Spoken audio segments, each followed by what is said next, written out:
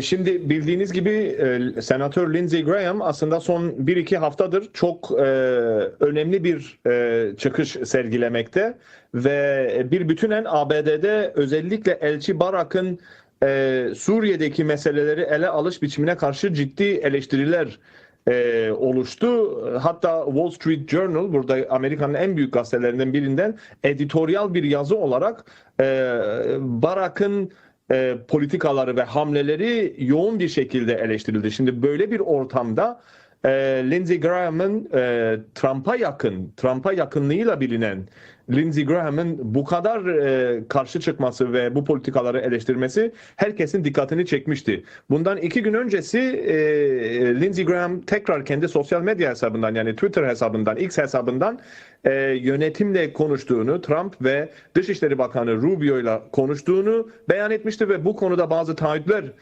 aldığını söylemişti. Bu Washington'daki bazı analistler tarafından bu konuda geri adım atması için baskı uygulandığını belirtmişlerdi. Ama bugünkü açıklamayla birlikte Senatör Lindsey Graham'ın geri adım atmaktansa tam tersi çok güçlü bir yasa tasarısıyla ve Demokrat Senatör Blumenthal'ın da ortaklığıyla birlikte çok güçlü bir dille yasa tasarısıyla söz verdiği yasa tasarısını bugün sunması bu konuda geri adım atmayacağını gösterdi. Yani bu hala çok önemli bir konu olarak ve Amerika özellikle Washington'ın gündeminden hiçbir şekilde düşmeyen bir durum olarak önümüzde durmaktadır. Senato'nun bunu kısa zamanda görüşmesi, önce gündeme gelmesi gerekiyor.